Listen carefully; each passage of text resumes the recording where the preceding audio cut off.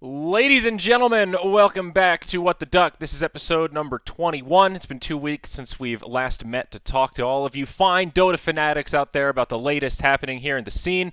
We're back with the usual suspects, myself, Zyori, Sir Action Slacks, Purge Gamers, SUNSfan TV, and AnneeDroid. Gang, you're all looking sharp today. How we feeling? God. Good. Tired. We've all been pretty lazy today, I think, right? Great. Yeah, watch some Netflix. Yeah? Did you take the day off, SUNSfan? Yeah, actually I did. Good. That's good for you. That's important. You don't want to overwork yourself. That's tough Days life. off are for Esports pussies, is a dude. tough life. Days off. Our lives are days off, dude. We fucking play video games for a living. Yeah? True. Is that how it works? No stress in your Yeah, but life, Slacks? After a certain point, it becomes miserable. You know, so Yeah. you gotta get yourself out of that misery. You gotta feed off that misery, dude. That's my life. It's just taking that misery and using it as energy. I'm a renewable energy source because I constantly make myself miserable. That's my life. Jesus. Anyway. Purge, what's going on in your world, man?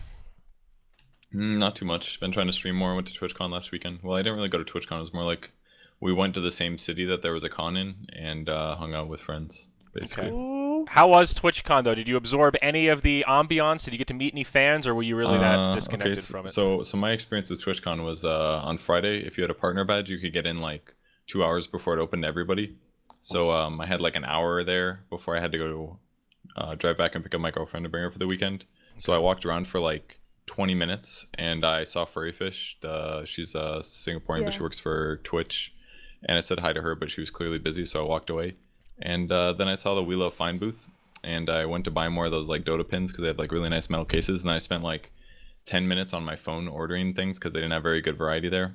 And then I talked to Swindlemelons for about 30 minutes.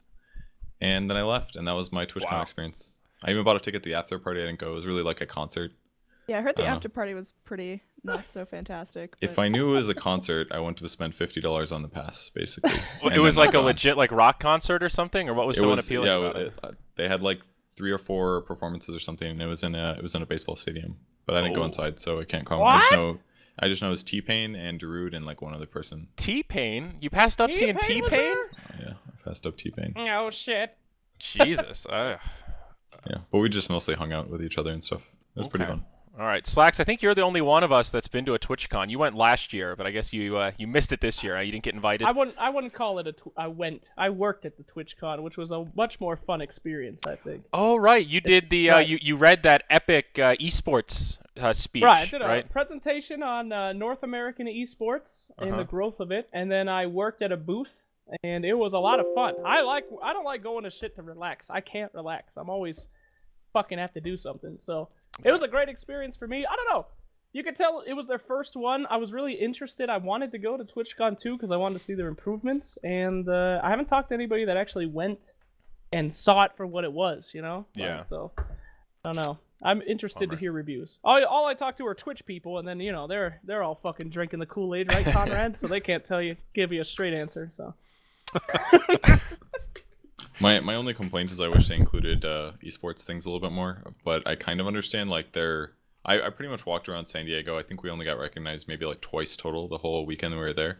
But I was like walking through TwitchCon lobbies, just surrounded by like average pass people. Nobody ever said anything to me. I think like which is fine. Like no, I'm okay with that because I'd rather be anonymous personally. But my point is that the kind of people that will go to TwitchCon aren't really esport fans. It's more like generic streamer fans. Yeah. Whereas people that are really into Dota, they'll just go to the Dota lands. They wouldn't go to TwitchCon to. With that said, though, there is still like a little bit of an ecosystem around Twitch streaming for Dota people. And in fact, in a lot of ways, we have some of the bigger streamers on the website. So I just wish it maybe integrated more. What I told people a few times, I wanted an invite to go to the LAN so that I could decline it. I didn't necessarily actually want to go. You know what I mean? Just wanted to feel special, like I feel important, because it's like I have been streaming on Twitch since before Twitch even existed on Justin TV. So it's like feels. I'm just being salty. I'm being a little bit. Yeah. Well, I mean, isn't that like invited. that's like kind of the point though? Like Twitch and Justin TV was really focused on esports, and they wanted to, I think, start moving in ways to like actually support the people that don't do esports, but it's still a huge part of their platform, right? Like speed running, all that kind of stuff. They don't really have events at least not like we do with esports. So it's a cool idea. I would like to go to one. It's just far away. Well, at least it was when I was on the East Coast. San Diego's supposed to be nice though, huh? Yeah, it was really nice. There was a lot of really good restaurants too. We ate at a couple expensive but really fancy places. It was very good eating. We went to the zoo too. While we're talking about Twitch, right? Twitch Prime, that's a big thing that happened since the last What the Duck.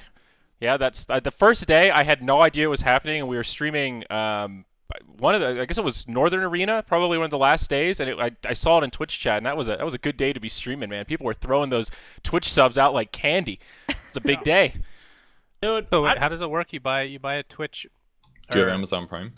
Yeah, Nikki has Amazon Prime. Yeah, so It's hers.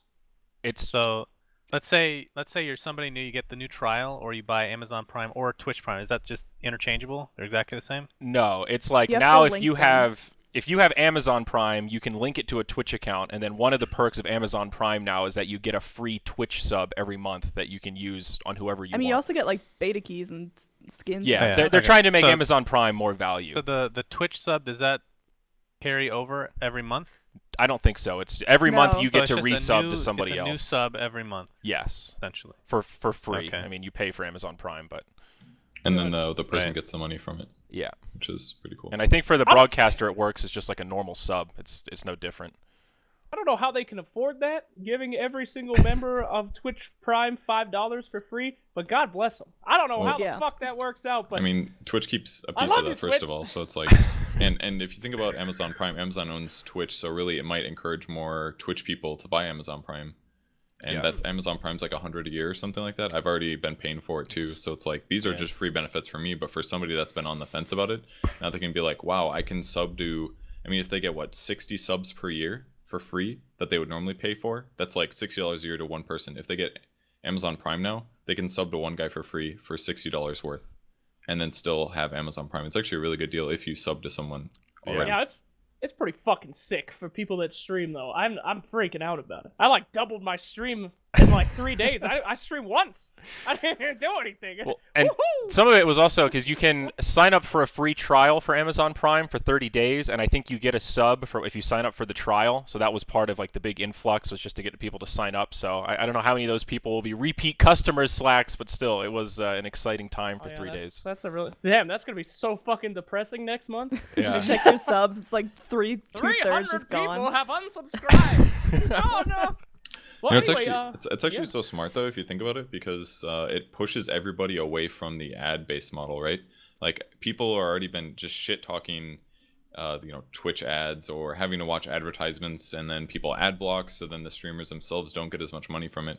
But now if it's bundled with a actually already good service, if you live in like an Amazon Prime country, then it just makes total sense. And now everybody gets more money. We don't have to watch ads if you have Twitch Prime now.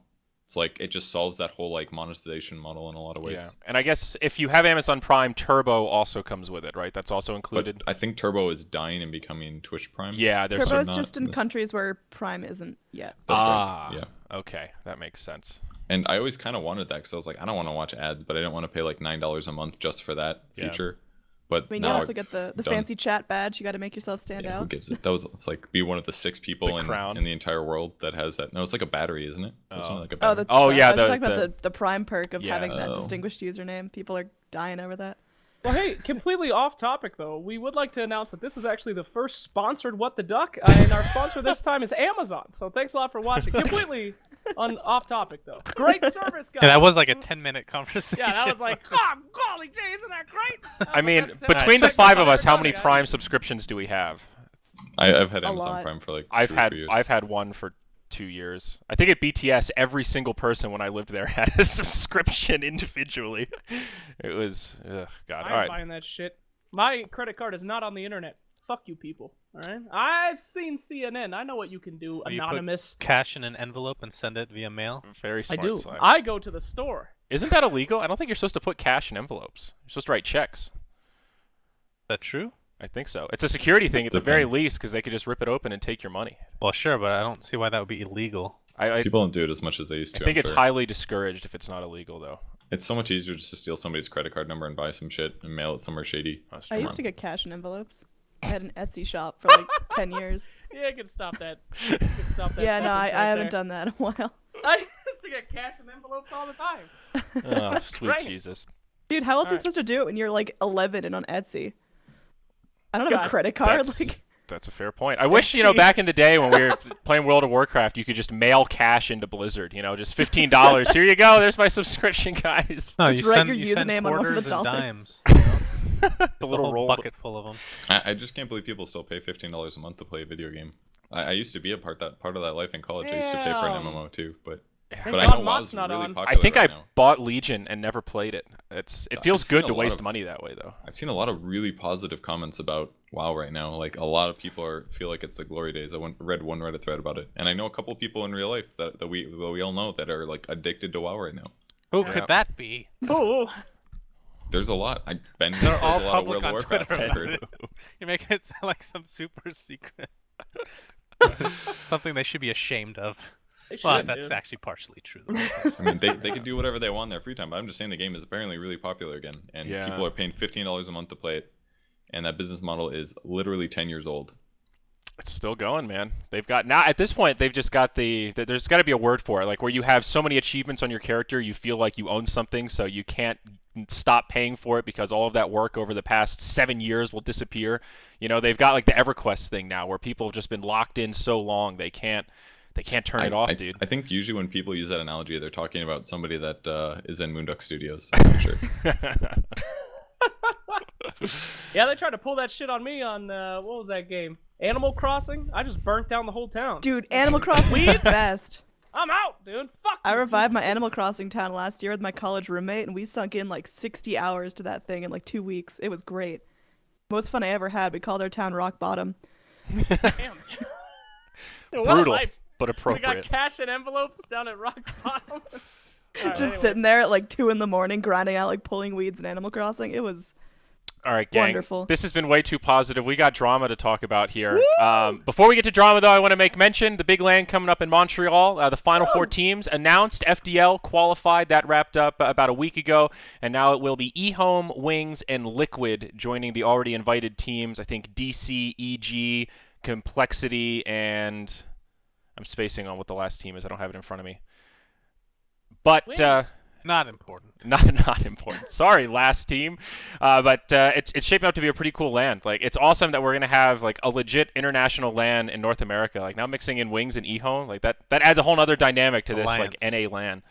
Alliance, that was it. The other EU team. Makes So- sense.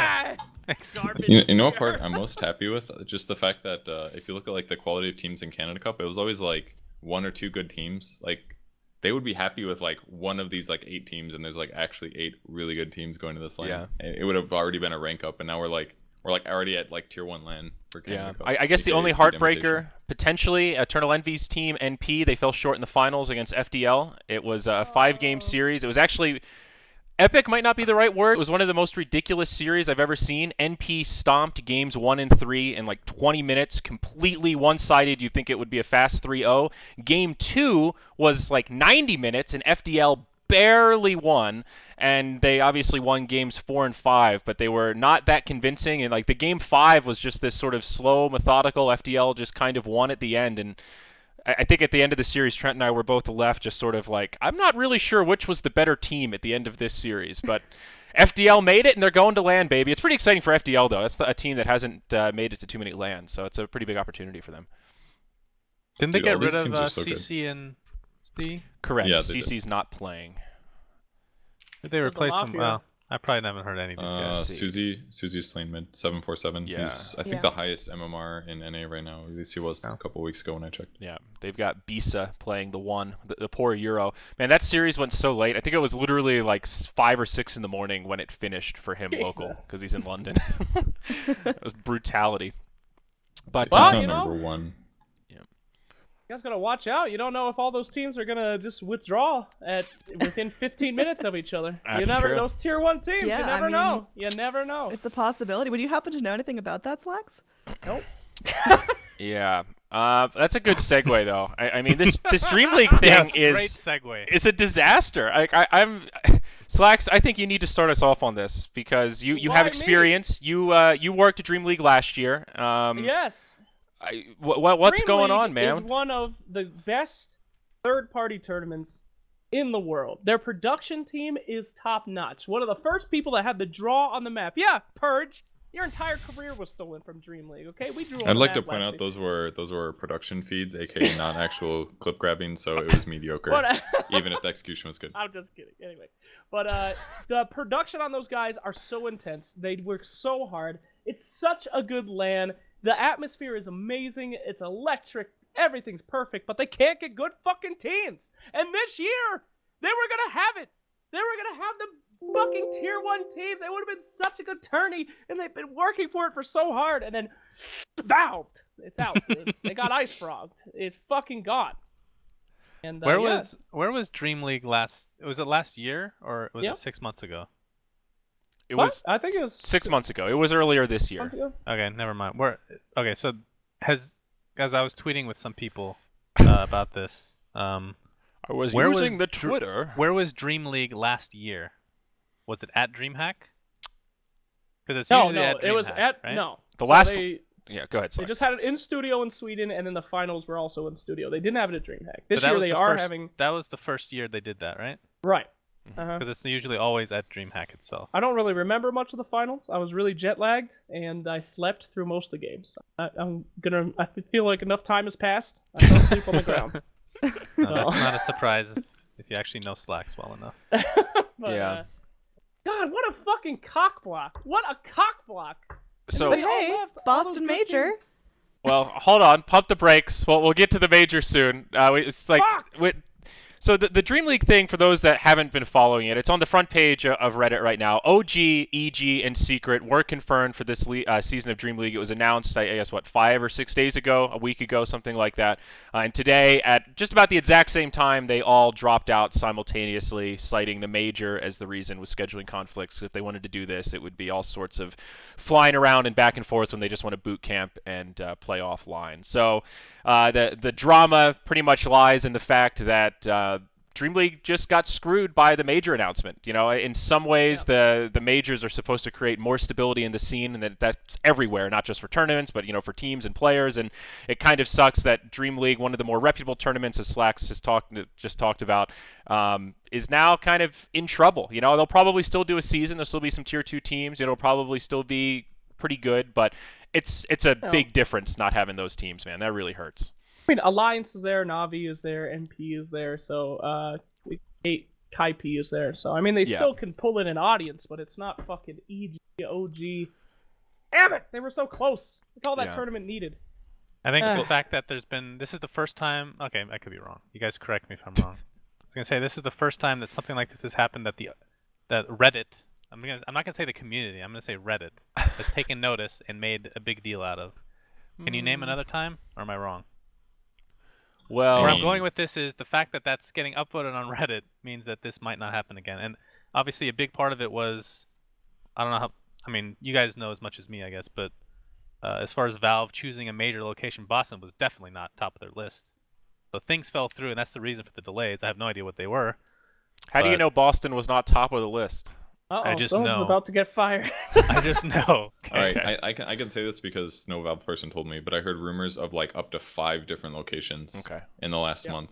Like starting from the Mafia Land, people were rumoring it and said it was for sure going to be in this one location, and then I don't know, who knows? There's event planning. Maybe something fell through. Maybe their hotels weren't good. Maybe there were issues with the country or visas or blah blah blah. Like they settled on Boston, and we don't know why unless we're on Valve staff. So. I mean, I don't think Boston is a bad location. Boston's pretty great. I think that the venue it's a nice venue. It's just small for a major. But I mean, I remember being at Frankfurt and seeing that venue empty for more than half of the event. So I can understand why, like, when in doubt, they'd rather pick a venue that's a little bit smaller, guarantee that it's filled to the brim the entire time. It's been a while since we've had like a Benaroya type experience, right?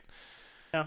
So it's kind of plays homage in that regard. I mean, yeah, we can talk about that if you guys want, but obviously that's going to be Are we cool. moving But I on think already? No, back to I was Dream just League. gonna say that Take it there's easy. still, I feel like they did pretty much fuck over Dream League and other tournaments too that have to change the schedule, and that's just I how think the things have been Summit- done. The Summit had to Summit has to adjust, but In their defense, it's at their house, so they can adjust. But like for Dream League, where they know it's going to be their land's going to be at the Dream League or at the DreamHack, and they have a smaller time frame that they have to do this, it's tough. Yeah, I mean, DreamHack is if you look in that thread, one of the guys, Heyoka, went in and posted just some details about their model. Like for DreamHack and Dream League have always been a little bit different because they're the only tournament organizer that has this massive, unique, bring your own computer LAN event that people pay money to rent a spot there and sleep in the venue and all that stuff. That they have a lot of profit drivers outside of just this isolated tournament, whereas something like Star Ladder, for example, is pretty much just a bunch of tournaments. So it's just a different dynamic, and they don't have that same flexibility. If they DreamHack Winter has been like on the same week for the past every year for like the past 10 years or something. It's not a date that they can just up and move. That stuff's there's super also advanced. there's also the factor of if the major had ended up somewhere in Europe, then none of those teams would have backed out. They just would have boot camped in Europe instead. Most the likely. jet lag's a pretty I big mean, factor. maximum like one team would not go. I Yeah, guess. well, that's a fair point. The worst part about this is who do you be mad at, honestly? I mean, if Valve was trying to set up the major in all these different locations, which most likely the point, and they just ran into problems and then they had to eventually settle, is that something to get upset about? I mean, there's what not could enough they have done information, differently? I think, to go off of. For Yeah. that. Right. And then I mean, you you can't can be say mad it's at the Valve's fault teams. because it is, but we don't know the reasons, right? Exactly. You can't be mad at the teams because, of course, you want to practice for a major instead of going to Dream League. You can't be mad at anybody. I don't know. Like if you look at the dates of everything, the group stage of the major are going to be December 3rd to 4th, and I believe the DreamHack LAN is the 24th and 25th of November. It's like a whole week later, and I get that it's a different time zone and stuff, but arguably if you go to a tournament with other good players, you can scrim them while you're there and use the tournament to test out strategies and stuff. And I get that you will be more tired, but in some ways it kind of just comes down to what teams are comfortable Well, they like probably working also have harder saving strats. or having There's more a couple dynamics here. So the whole saving strats thing, I think, has pretty much been debunked at this point because every team, like I was just talking with some team members, like Moon, for example. The two majors they won, they were at tons of tournaments right before. DC in the last at TI did really well. Yeah, and you they guys were had at like the every most. tournament like right before TI. So I think that whole idea is kind of nobody's really looking at that anymore. Like even Wings. But here's the thing with Wings. The time zone I think is a big thing. Wings boot camped in the US for like a full month before TI. All these teams, like you guys know all these teams that boot camped in the US beforehand, before TI. I think it's a huge deal, actually. And a week, I mean, you guys have been jet lagged before, right? Yep. And maybe it gets worse when you're older, like especially me. It takes me literally like 2.5 weeks to fix my schedule because it's so god awful. But if you're playing for that much money, you don't want to take any risks, I feel like, in that case. I think you can do it in 4 days max. Like easily fix your schedule in 4 days. Well, Yeah, if technically, you're- yes. And if you're playing for that much money, why even bother risking it? Yeah, and If it it's is just single completely elimination separate. too. I Oh. mean, the major, but But there's still a group stage. We don't know what the group stage is going to be yet, and it's probably not going to be like you play everybody else in your group once because there's only a 2-day group stage instead of a 3-day. Is it going to be the best of twos I versus don't- everyone? I don't even know if they have time for that. That's what they did at TI, right? They had 2 groups. They did best of 2s versus everybody, and that took 3 days. Well, so that TI4, right? I don't remember. Was TI4 that- was the no groups. Oh, that was no groups. Everybody. Okay. That's what I I'm guess thinking, I would like like the round that robin, better. essentially. The only Yeah. downside is, did they do 3 points for 2 or 1 point? Or I'm sorry, 3 points or 2 points. Right. I don't know. We'll see. I think the single ilm format will be fine, personally. But yeah, I mean, I don't know, the travel thing. I feel like I was thinking about it when I was driving earlier today, and I was like, maybe they need to start signing contracts with teams to say like, Yeah. you guys have to fucking commit, and if you don't commit, you're gonna have to pay like a $10,000 to $15,000 Teams fine. won't. They will never sign. And that's the problem. Teams have the upper hand by far because they know that the best teams will bring the biggest viewership, which will generate the sponsorship money and the ad revenue and all that stuff. So it's a really hard balance where like orgs just get fucked over and have to settle with like good teams, but not like an actual stacked tournament. Like basically Beat Invitational just got lucky because it happened to be early enough that it's plenty done by the time the major rolls around. that's just like fuck. It's so bad for the scene. It's so bad. How are people going to invest in this game if they like? Even if there's not any problems, teams will sometimes just leave tournaments. Right? They're just like, I'm out, and then Yeah. all those numbers go away. I mean, it's killing Dota, or is it? At the same time, I mean, Valve, They know what they're doing. They look at the numbers, you know, and maybe they figured out, hey, you know what? Fuck third-party tournaments. Maybe they didn't see a big change if they've started dicking over third-party tournaments. That's a little tinfoil hat-ish, I think. You think so? A little bit. Well, I don't think Valve is that vindictive. I think they're just like, oh, I this don't think they're weekend works. vindictive. I think they're a company. If they find out that dicking over third-party tournaments makes them as much money as not, then why even include them? I mean, look at chests in the last 3 years. You see any third-party tournaments get chests? No. That could be lots of reasons, though. Like, by doing majors, they're always more busy, I assume, and they have to make a ton of... Like, how many fucking item sets were in the TI compendium? Or the battle pass or whatever? A lot. They're there all was there. so many. There was like 4 series. There was like three chests, 3 immortal chests, plus all the other shit that they had to do in program and stuff. Like, I think it's clear that Valve doesn't have enough employees. Like, and this is part of the reason that there's communication problems and delays and... Yeah, I mean, there's no doubt And it's that's just an aspect, but with items, I think that is kind of separate from everything else. Like the crowdfunding model was awesome, but I think it was sort of designed to be a stepping stone to kind of get us to a better spot. Now that we have majors and other things going on, that's just a model that Valve is sort of phasing out. There's drawbacks to that kind of crowdfunding thing as well to some degree. It takes money away from the majors and all that kind of stuff. But with items, there's also the problem of saturation. There's only so many Juggernaut sets you need before you're just like, I don't want to buy another Juggernaut set. So there's also the last few that have gotten in, the sales have just been abysmal. I mean, Dota Pit got a chest in for their last season. Somebody else got Captain's Draft. That was it. Yeah, it didn't really do so hot. Horrible.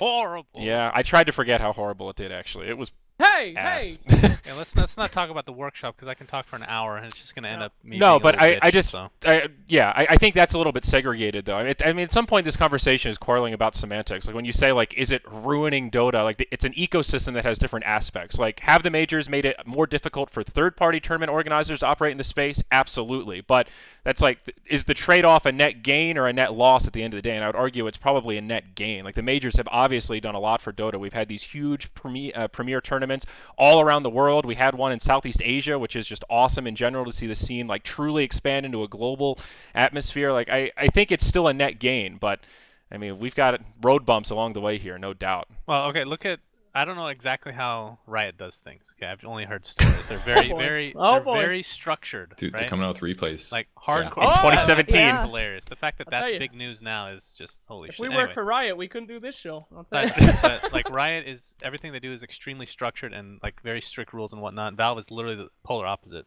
Yeah. I think we need something in the middle. That's how I feel things should be done. Is somewhere in the middle. Moonduck Studios. Sure. I feel So like you we're got- more like you a got Valve. They're entity like than anarchy, right? You don't know. Then you got Nazi Germany on Riot.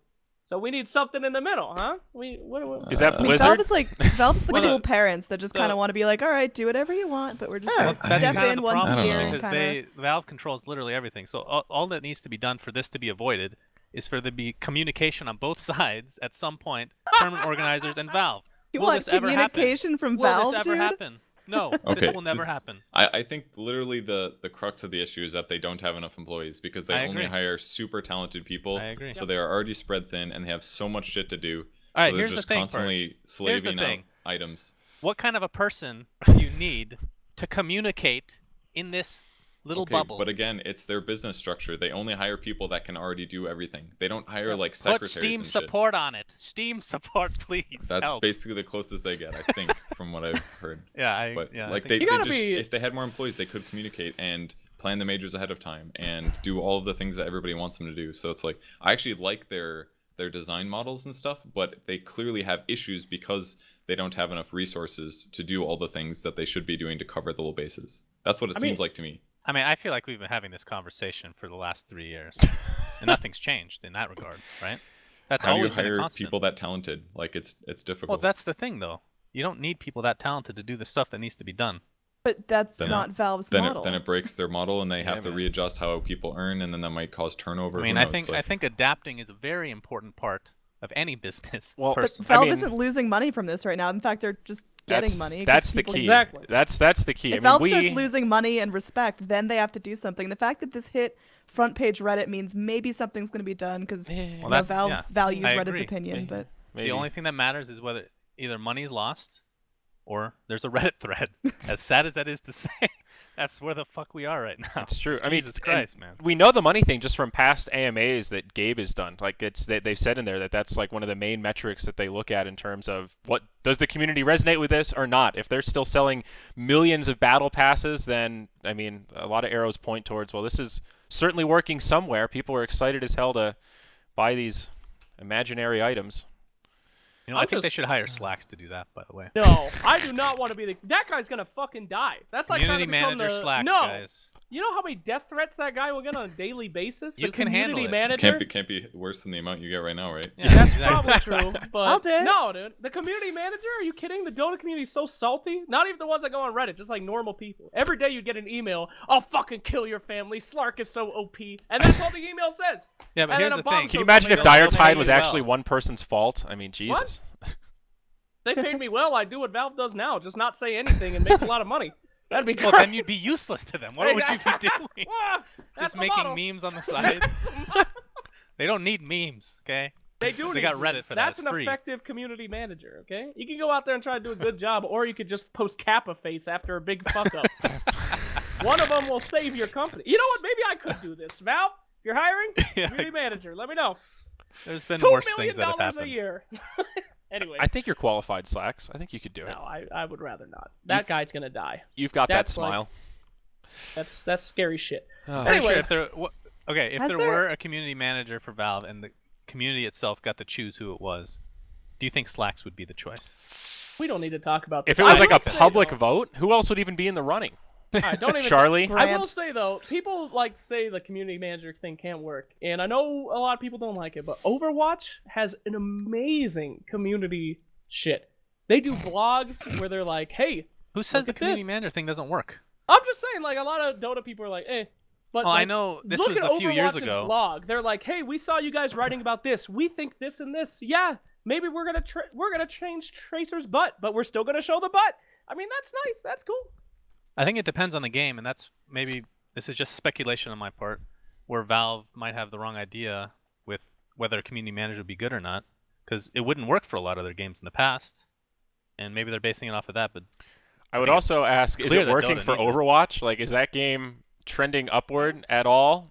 Negative? Probably I not, think it's, actually. in fact, the opposite. I mean, I don't know where it's at now, but I saw some article a couple weeks ago that like charted all the viewership, and it's just been down, down, down. Like, lo and I love behold, being right. Overwatch turned out not to be the sustainable esport we all hoped because it's more fun to play than it is to watch. Who would have guessed that one? I don't find it fun to play at all. I like watching it more than playing. Well, You are a minority, sir. you... Yes, I'm you white, also. though. I'm so think- white. You think How Star could you Wars say such a Episode thing? 1 was the best Star Wars, if I remember right. No, I did not say that. Why do you said it. keep saying that as if You No. said it. no? All right. All right. Anyway, but yeah, So, still love Valve though. If you guys are hiring for the major, you guys are great. I think Slacks would be a great hire. Just saying. all right, so let's talk about the major a little bit, though. We already talked very briefly about the single elim. That's probably the biggest change, I guess, from this major compared to what we're used to. It's a pretty big change in format. We have seen some single elim in the scene, though. ESL has been one of the big proprietors of that. A lot of their tournaments have been somewhat because of time constraints, but we've seen a lot of cool just 8 teams straight up. So it seems to be like a love-hate thing. I know generally, I guess it's better for viewers, shittier for teams. Double elim, a little more confusing for viewers, but better for teams. Is that kind of the general? What, single elim? Depends Single- what teams. Yeah. If you're like the best team in the tournament, arguably single elim doesn't matter that much because you should win anyways. I think if you're a That's fair. mid-tier tournament or mid-tier team, then it sucks because you're less likely to get an accurate placement based on double elim. I mean, this if you're is a just an double EG elim, nerf. you'd be more likely to get a good placement. Yeah, or I think it's a downside for every team, whether you're the strongest or the worst. In all why? honesty. Because you could just have a fluke or beat Yeah. somebody Yeah. that happens to counter Like, you. you look at, like, okay, this is my comparison. It's not perfect, but look at basketball, like NBA versus college. College is March Madness, which is, in this case, best of ones. Best team does not always win. In fact, they almost always lose. Because it's not consistent. Like, one game isn't going to really not going to really get a good feel. It's a small sample size. Even a best of 3 for Dota, I feel, is a small sample size. In the NBA, it's best of 7. Like, that's a long, grinding series. That's In the most, finals, though, right? no, Isn't best every... of 7 is for all the playoffs. All the playoffs, right? So in almost all the cases in history, when like any analyst looks back, like 95% of the series will go to what they consider the better team. And for the major this time around. I'm not saying it's a bad thing for a viewer or anything like that, but it's less consistent, which means most teams will not like that, I think. I feel like there's tons of. I had an argument with a guy on Reddit about the same thing. I feel like the consistency, Here we go. consistency stuff is. It's like it's hard to predict in the first place. Like a lot of people would have argued that DC wasn't the best team, definitely not a second place team going into TI. And if you looked at like the guy said, well, if you look at what happened at TI, if it was single elim, DC just would have been knocked out, and they wouldn't have gotten second. And he was slightly right, but Wings did really bad in groups, and in the top, it was like third and fourth place of each group, and would have to play against first and second of the other. So it's like the way seeding would work is if you just do well in groups, you're going to play against a terrible seed. If you do first in your group, you're going to play against the 8th seed or the 7th seed if you want to in that single elim tournament. So it's arguably worse for like the teams that are aiming for like 9th to 12th, and they're actually like a 13th to 16th team, but I don't think it's all around bad. And the most important thing about this whole discussion is about how many fucking days the tournament is going to be. Because TI is 6 days main stage, and it is 3 days group stage. That's fucking 9 hours or 9 days of Dota at like 10 to 14 hours of Dota every single day for 9 days. Like if they did that every single major, How long it's was just the going last to get majors? fucking... I don't remember. I think it was somewhat similar, but this one's going to be 2-day group stage, 4-day main event. That's 6 days of Dota, still a shitload of Dota, but it's not going to be like your whole fucking week trying to catch every game, at least. Let me pull it up. I feel like the majors were 5 days main event. Like they were a little shorter than TI, but I think they were more than 4. But that's the important part, that it's going to make TI more hype because it's longer, and it's double elim. This is a major. The money is like not as good, obviously, not even close to as good, but the prestige is still there. It's still like the best 16 teams in I the think world. if they had gotten like their original location or they had announced earlier, they would have just kept double elim, honestly. I think that's the reason they're doing single. Why? Because it's now in a last minute venue that might not have had full days. Yeah. Okay. I mean, that's just possible. That's speculation, but that's what that's my guess. Right now. Manila and Frankfurt were both 6 days for the main event, and Shanghai I think was 5. So in some ways, is it fair for that prize pool to be only $3 million when TI is like 20 million and it's the same amount of games played? Like it's killing. It's like it's enhancing people's care about the game. Like Slacks barely watches any pro games, and I guarantee that if you went to like a less higher, like a smaller dollar major, that he'd rather just not watch 6 days of it. Like the dollar per days of hype is just not the same. Like I think it's reasonable to make a major 4-day main event. I don't know if it's fair to compare anything to TI though. Like 3 million by itself is already isn't it still the biggest event other than TI for any esport? But regardless, you still have to make that idea. You still have to be concerned about that, and whether or not the viewers of your game are going to get burnt out by too much shit going on. And they're clearly doing a good job making that happen because they keep murdering party or tier 3 tournaments or whatever. But they still have to be concerned about that. People are going to get bored of watching pro games. You can only watch so many games. I mean, that's why one less major is great. Yeah. I'm with that. Well, I think that's what fixes it, if anything. I don't think they had issues with that in the last year. Do you? Like honestly, It was from talent aspect easily. No, who cares about Oh, talent? no one cares. Nobody about cares. You mean talent. from a viewer But I aspect? assume that it's similar. Like if literally a major would end, and then like it would feel like 4 weeks later you'd already have a fucking qualifier. Yeah. For the No, next I major. agree with Yeah, I the mean, two I think majors, going and that's why down that's to changed. 3 events a year is fine, but it's just the length of each event. I think it still is going to draw a decent amount of hype. If this were a 6-day major, I think it would just get as good of a reception as the others. I'm with Purge. Let the third parties do it. Let them do it. And I like the quick and the dirty, dude. It's a good viewer experience. I think it's hype. Yeah. Yeah, it's going to have lots of upsets. I'm excited. Yeah. Viewer burnout is a real thing. I remember like when we were doing the very first summit, I think Twitch told us that like the ideal amount of time that the average viewer can digest is like maximum 4 to 5 hours per day.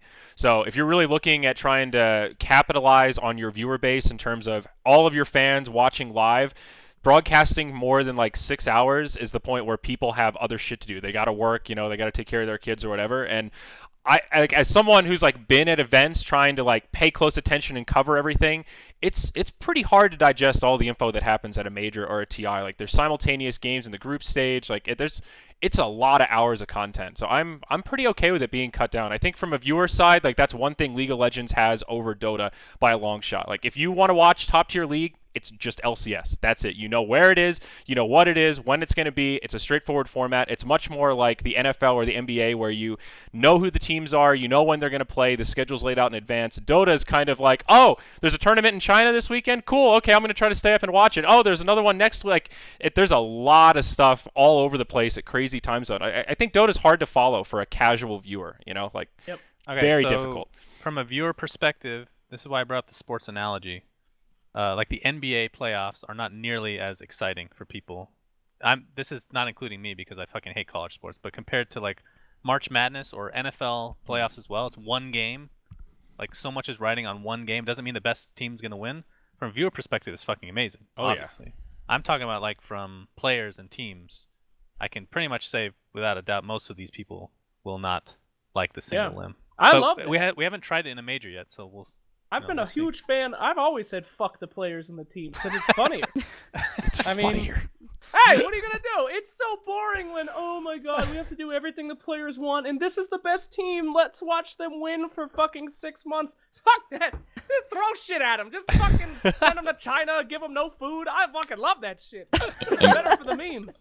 One good way that does screw the players over though with single limb is that if they do a loser bracket run, they don't have to play as many games. Like if you look at what Liquid had to do at TI, they go into loser bracket against MVP right away, and then every single day they have an elimination match for like 5 days straight until they finally get knocked out by Fnatic. Like surely, like they do that literally every tournament. They would get second place. Like surely by the end, after playing elimination matches every day and not getting a break, they're going to be burned out, and it's going to affect their play and stuff like that. And that's always going to be the case for double elim. So yeah, I guess it is more fair because you should always beat the players that are the teams that you're better against, but at some point it will degrade on you and the quality of your Dota will be worse. All right, you know a compromise here?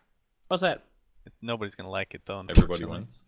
Single elim, best of fives across the board. Every match is best of five? Best of fives way too across the board. unpredictable from That broadcasting. It's like, Well, That shit would be yeah. fucking what do If you you're mean by doing more than one of unpredictable? those a day, I think it's more. how the fuck are you supposed to schedule that as a broadcaster? No, no, You're no. like, whoa, I'm not. day Okay, one I'm. could be Forget 15 about hours. logistics. Forget about 15 logistics. hours! Okay. Woo! Just Y'all forget about the make those pro logistics. I'm players just cry. saying, if you're gonna do single elim, the only way that you pretty much get the best team winning almost every time, similar to what my NBA analogy is, a best of five for Dota. I think. Well, Like best of three is not. I don't Let's think. go full NBA. There's Okay. so Best many of teams 7, that are dude. worse that win a best of three. I don't disagree with you, 29 SUNSfan. hour day. It would be I'm not cool saying it's gonna work. to have a I'm just bracket saying. like that, but Purge, I think, brings up the most legit point. You could only do one best of five per day, realistically, because if it goes the full stretch, scheduling two could be hellish, and two that go both 3-0 is like half of a broadcast day. Like, it's so much variability. That's kind of my point. That's kind of my point. That's why I think double best lim of is three is better. good enough. Except for grand finals, then I'm cool for best of five. Yeah. I mean, do we And- need to bring back the best of seven? How long's it been since we had one Yeah, of those for a dude. grand finals? Hit it up. Wasn't that was it that Chinese tournament where they took a break halfway through where it was the reverse Yeah. all kill? It went 3-0 Yeah, and then I they remember. stopped and then it went 4-0 the other way. You can do best of seven over 2 days. I won't stop till That would a be pro player dies really- of exhaustion on stage. By the way, guys, one thing we haven't talked about in this whole discussion about the single elim is that with the increase with the double elim, they had to play best of one elimination matches in lower bracket, which does, I assume, won't Oh. exist this time. Every single match will be a best of three. Yes. So we're already offsetting that in our whole argument. So even not talking about all the other shits, they don't have to play best of ones anymore. Like it was literally Navi versus Liquid, best of one Best of elimination ones. match. Secret Yeah. versus You know the way to LGD, make best this- of one You know the way to elimination. make this all work is to invite half the teams. Do like an What? 8-team major. 16 is actually a lot if you think about it. It is, like yeah. for real. It's a lot. But then how do you figure out what team should go when you're raping third-party tournaments? You don't do direct invites in all likelihood. Maybe like 2, and then the rest And then are just let the rest be qualifiers or something. qualifiers? Yeah. How many That's potential. how many direct invites are you guys feeling this major? Are we getting 4? Are we getting 8? 4. If it's 8, then that's a joke. Personally, that's what I think. Only Okay, direct Suns invites, fan. no qualifier teams, JK. Gotcha. No, I think I 4 think- and then a slot for each region is Who would the fair. 4th be? People are saying newbie. It's like a brand new roster, right? So I don't know. I mean, isn't it is it I was going to say it's a little early to say, but is it? It's coming up. Who is the 4th? I mean, I expect the invites to come out in the next week or 2. Yeah. probably. Wait, when are the qualifiers? Open qualifiers are like October It's like the 27th. 24th through the 30th. It's Usually- a 2-phase 23rd thing. to 26th. Usually is they opens. announce what, like a week before or a few days before? Yeah, so it's 23rd Okay, to so- 26th are the opens, and 27th to 30th are the main qualifiers. So, So you guys think it'll be what? Wings, DC, EG, maybe newbie or something? and then yeah, the I mean, fourth I is the guess. question mark. What about Shirley? Do you invite Liquid? I feel like Maybe. Liquid should be one of the best 6 teams, no matter what. We'll see how they do at Dreamleague. I don't know. They switched it up. Good. Well, when they invite, there's not going to be any lands since, or like at that point, right? Well, Because- Like from Canada now land. till then? Is Because that Beat right? Invitational should be after where the invites are, unless It they will hold be them after out. the yeah. invites, almost 100%. Yeah, it's Oh, after yeah, the yeah. qualifiers. Like a team like, wait, how many players stayed from Liquid? I need to double 3. check. They swapped 3 Miracles playing stayed. mid instead of Fada, and Jarek's Okay, left, and they that got could pulled. be that could be good. When's the Like newbie, I feel like getting second in MDL is like great and all, but it's just brand new roster. I don't think you get a direct invite. I Could don't be know. wrong. I'd maybe just give it to him because it was the biggest land, and it's like, nice job. You're actually playing tier 3 tournaments. Like it. That's. Oh, now I they think wanna- Valve- Well, guys, I what think about Valve has Nanyang? mentioned that Isn't that coming up in like 10 days or something? The cruise? Oh That's yeah, the four whole Chinese boat teams, thing. though. Wings, Yeah. newbie, Whoever goes on that IG, ain't coming vitality, out, IG. Whoever goes on that is out because they're all gonna die. The boat's going down. Who's casting that? I don't see an English partner on it yet. I wouldn't. There's If I no got way. offered to There's do no that, way I'd be like, someone's gonna "Pat." agree. Is anybody casting it? Is it gonna have English coverage? Not us. They'll probably grab Let it some go. like Fuck that. up and coming caster, and they'll be like, actually, we're not offering any pay, but we do offer exposure. I So mean, hell, I'd But go we on offer a boat for, like, cruise, 6 so- days, yeah. Sponsored by China? Key TV? You'd have a fucking Key TV boat? Fuck that. I wouldn't Okay, let that Key thing's TV going walk down, me but across it'd be the so street. fun. Fuck that. A key TV boat. If a Key TV representative said, "Hey, can I hold your hand and walk across the street?" I'd be like, "Get the fuck away from me!" No. Fuck no. Jesus Christ, are you out of your mind? No. Well, I think that's the only event we're gonna have between now and invites. Or well, WESG, but I don't know how much that's gonna. What if you guys are hiring Key TV? Let me know. I mean, I'm God always damn looking it, for I Slack. would not work there, dude. Fuck Appar- that. Anyway. Oh my God. What So about Dreamleague? The people will watch that. Some invites can come out of that. Come on. well, I but mean, it's not like it'll be talent's online. been announced games. for that, but I'm sure it'll be No, great. but I'm talking about LAN or something though. You think the online matches of Dreamleague will really have a big impact on the yeah. invites to the major Slacks? Hey, don't laugh. Escape Gaming was invited, and that was based on their Dreamleague performance last season. That's true. Think about that, bitch. Wait, Alright. invited to what? To I don't remember TI They went through the qualifiers. Regional qualifiers. regional. They Oh, got they invited did? to regionals. That was from playing Dreamleague. Okay. Yeah, dude. They didn't have to go through the open. No. Thanks, Dreamleague. Oh, dude, if fucking Veggie Esports could have played in the American regionals if we just didn't roster swap last time. It really doesn't mean a whole lot, dude. Well, okay. America's is its own kind of. I forgot special about that flower, last you know? time. Yeah, the America kerfluffle. We What was honestly it? could have if I Drinking had enough boys. communication. Drinking How can you boys. forget drinking boys, bro? Best team NA. Fuck. Oh, good times, good times. So Boston Major, we talked about the theater being kind of small, but it's a pretty cool area. Annie, maybe it's pretty close to your home turf, right? Yep, I grew up, lived in Boston for like 21 years, and I've been to the Wang Theater a bunch of times. I saw Lion King, The Nutcracker. Did It's you get like money a in legit. envelopes at the Wang Theater? I did not. That would be illegal, Purge. We've learned something today.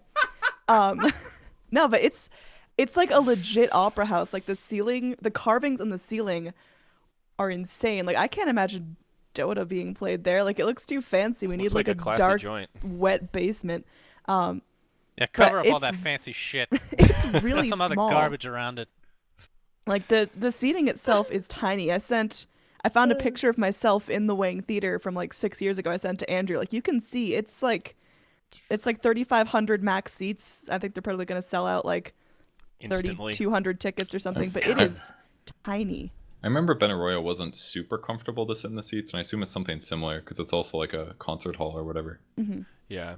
Like This from the has like the old like balcony boxes in the side. Like it's yeah. Abraham ridiculously Lincoln boxes. ritzy. And if you can actually get tickets and sit in there, it's great. But we thought, competition for TI tickets was harsh, and that's like what, like a 17,000 plus person theater.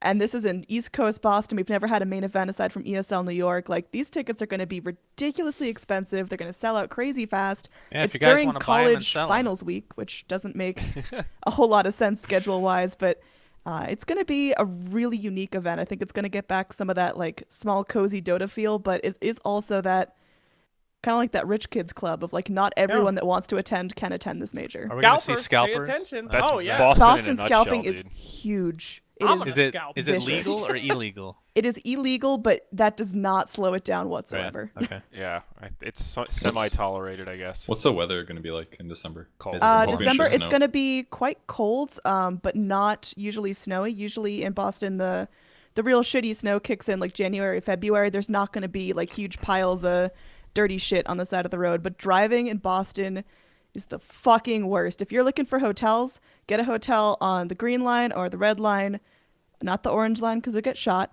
And don't try to drive anywhere. It's just don't try to park. Just to Uber, don't, bro. Just don't drive. I've had very, very high success rates with Uber in Boston. Good Uber drivers there. Very friendly. Uber's pretty good. Lyft is good there too. But again, the Green Line train is good. There's a lot of it. It goes throughout most of the suburbs in Boston too, so you can probably find a place cheap that's right on the Green Line. Pro tips from someone that lived in Boston for 21 years and just moved out the month the Boston major was announced. I mean, the same thing happened to Coddle Guy. Like, the second he leaves New York, they announced ESL New York at Madison Square Garden. He lived like 5 blocks away from that exact area, and it's the Dota curse, I guess. For all the negatives that I've brought up about because that's what I do. I'm a complainer. You're a cynical you know. Sally. I'm pretty excited to get this Benaroya feel again. I Yeah, don't know how you it's- guys feel, but I hope I can get a ticket. it's preferable over the Key Arena stuff. You know what it is? Key Arena is a It's- little overwhelming at times. It's the closed, like how closed the atmosphere is. It's the same. Do you remember that when we were at Manila and we left that one night and all the fans were just sitting outside, just like screaming and chanting and shit? There was Yeah, there was like a concrete overhang, so it was like all the sound just echoed, and it gives you this fucking crazy, like emotional, like it's got to be some like weird animalistic thing. It just like fucking pumps you up so bad. No, I and agree. like that The was what was cool atrium- about Benaroya. It's Yeah. all like close. I kind of atrium got and that the in out- the. Go ahead. All right, sorry. let Annie talk. Yes. The atrium and the outside the theater space, like there's the actual opera house, the theater, the stage, and then there's like a small atrium, and then there's like a big atrium that you walk into right from the doors, and those are all like marble ceiling, marble walls, marble floors. Like, it is bright and ritzy. Like, I cannot imagine Dota players in this environment. Like, I've only ever been there when it's like Hey. rich old ladies in pantsuits. Like, it's gonna be insane. What are you trying to say about Dota players? They're gonna They are piss all not over rich the old ladies marble. in pantsuits, I'll tell you that. So if we don't get invited, we should wear suits anyways. Is that what you're saying? I mean, you gotta wear a suit, Purge. Like, that's just part of your Yeah, for thing sure. now. You'll fit Gotta right buy I'm in. my gonna pocket wear squares. one of them those newsboy caps, a leather jacket, and a white wife beater if I get invited. Hey, Boston, huh? What the fuck do I? Okay, yeah, you tried your kidding. Boston accent in my car, That's and you pretty came off horrible. like a Long Island heroin addict. Like, I don't know. I'm definitely not getting invited. All right. Yeah, Well, I every was interview pleasantly like that. surprised to see that it was going to be in America. I really thought this major was non-America for sure, because like with 2 majors, you have TI presumably in Seattle, same deal. Like, I would have said almost for sure, there's no way this first one is going to be in the States. So that was a nice surprise for those of us that don't have to travel internationally now. I've been to Boston a lot for PAX East. That's my big gaming event that I think of with Boston. It's going to be cool to go up there for something a little bit different. This is in a very different area. PAX East Yeah, is like, PAX by the is- water, like lots of big convention halls. This is theater district, busy. Dota is not going to be like, I don't think they're going to have like a ton of visibility on the streets. It's just going to be like go into the doors and then it's just Dota everywhere. I'm excited for the feel, but again, was really surprised that they chose Wang Theater. There's a lot of other bigger venues that I thought would have been more conducive to like Dota. I mean, we're talking about 2 months experience. beforehand, right? So Yeah. I don't know I if mean- they have much choice. Slacks, what are you wearing? Is this your Hey! Boston? Okay. Is that the Hey. kind of stuff we're gonna have to wear? Hey, Like, Slacks, park your how car cold in it is? Harvard Yes, Yard. you have to. Hey, I'm gonna park my car in Boston, huh?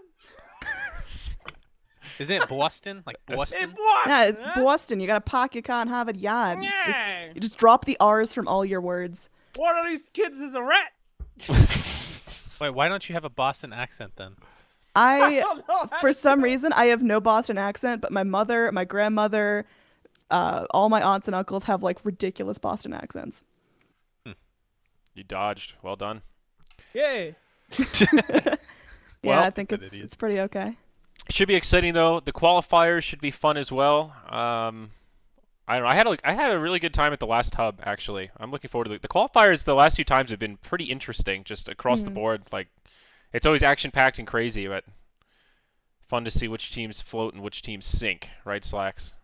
Yeah. You look like you're about to go deliver some newspapers or something, man. Oh! I wonder if BTS is going to do another hub.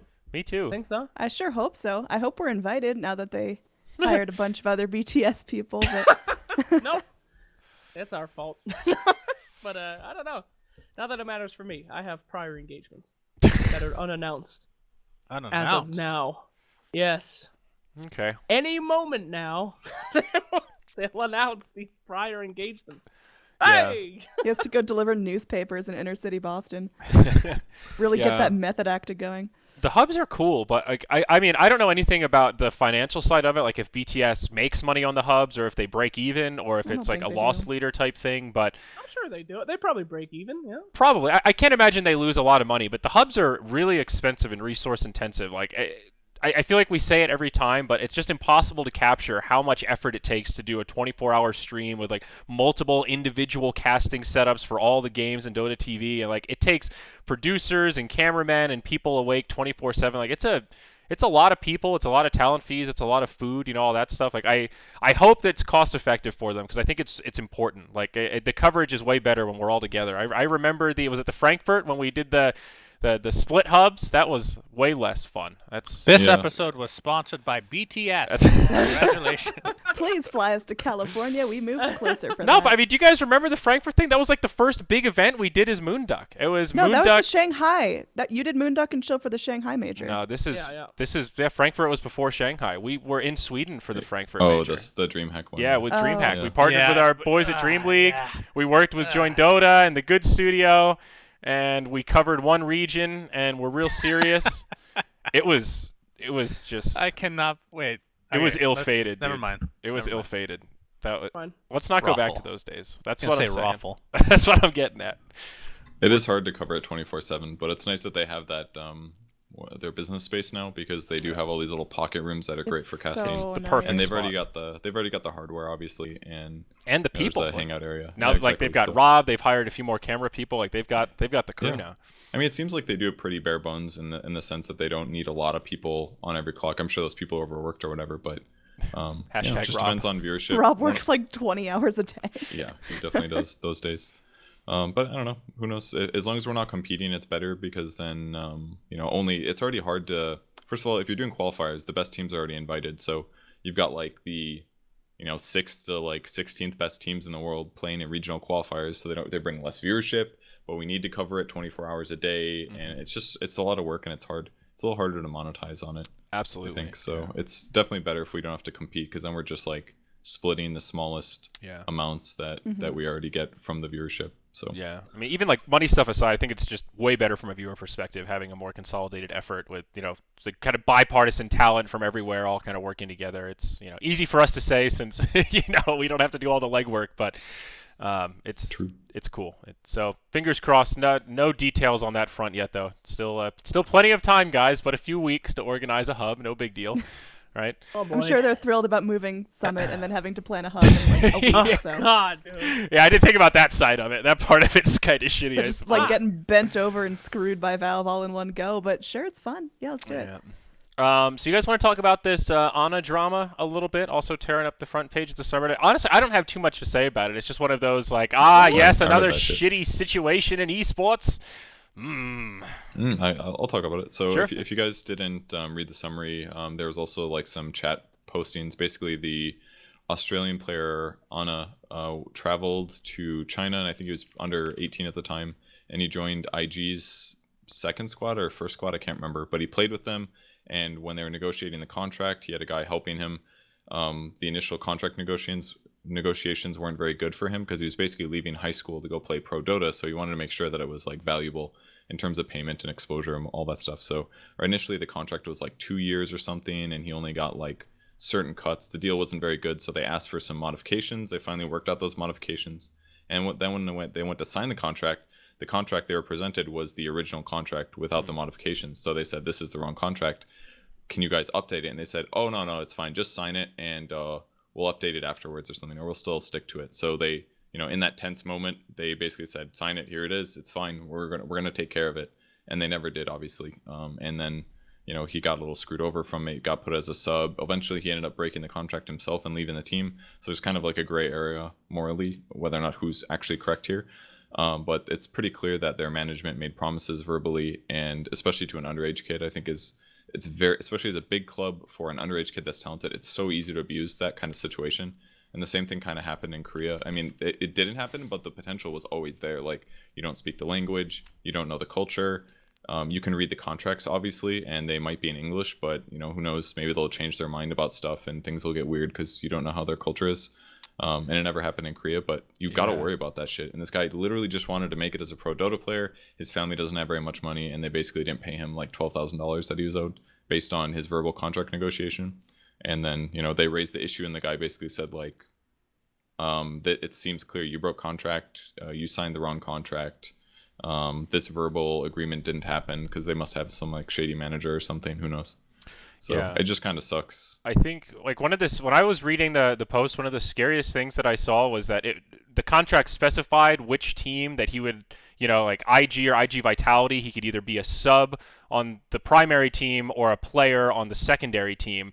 And then like partway through, they just kind of swap which players are on IG and which one's on IG Vitality. So it's like he had a contract, but they kept changing fundamental parts of the contract that gave any of it foundation or value. So it's just like a classic organization knows they have all the power, and this player is, has zero leverage in the situation, and he's, kind of willing to do almost anything for a shot to try to prove himself.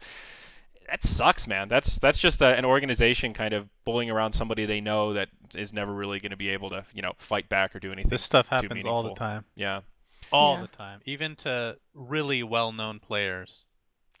Are you talking about Western or stay tuned. Chinese? Okay.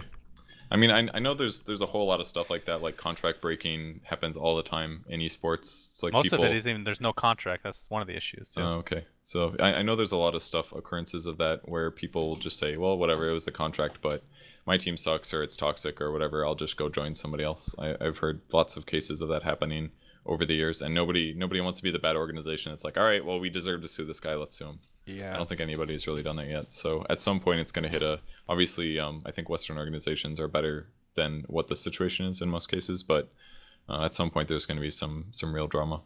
I mean, the only example I can think of, I mean, I'm sure there's been other times when players have been sued. I mean, you can look at, like Riot, they actually have like they fine people and all that kind of stuff. But I remember Complexity had some issue with Stefano or one of the high-profile StarCraft players in like 2011, where they signed a contract and then he got hired by another team, and they actually did like sue him over breach of contract at the time. But I remember reading the post from Jason Lake and all the folks involved, and they made it very clear that it was like we want to start down this road of people realizing that contracts do mean something, and you can't just always say, oh, /shrug, it's esports, lol. Like, at some point that doesn't work, and we're going to lose money on this, but we just want to, make it clear that this kind of behavior is not acceptable. That was 5 years ago. So, don't know how much things have changed on that front. I think in the Western scene it's definitely getting better, but yeah, still not to the point where you want it to. I mean, there's discrepancies on both sides, though. Like, you can blame the players in some instances, the orgs in others. Yeah. From what I've heard, the Eastern orgs are just way worse in this manner than the Western ones. But do you mean the European ones or like the like the CIS Chinese, region? like Chinese teams? Yeah. I mean, they just seem to have more power in general. It seems like. Well, like they have Ace. That's a leg up in terms of bureaucratic power on that kind of stuff.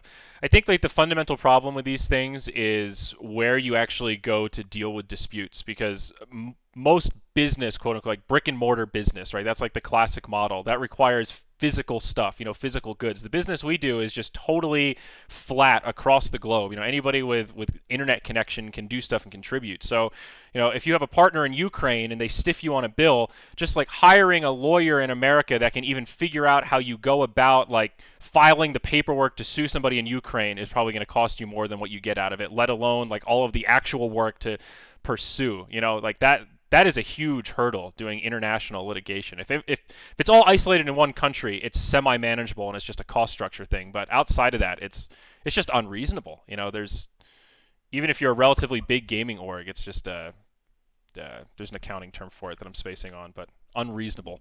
Yeah, esports still growing is pretty much the excuse. Well, baby stage. We'll get there, We'll guys. get there.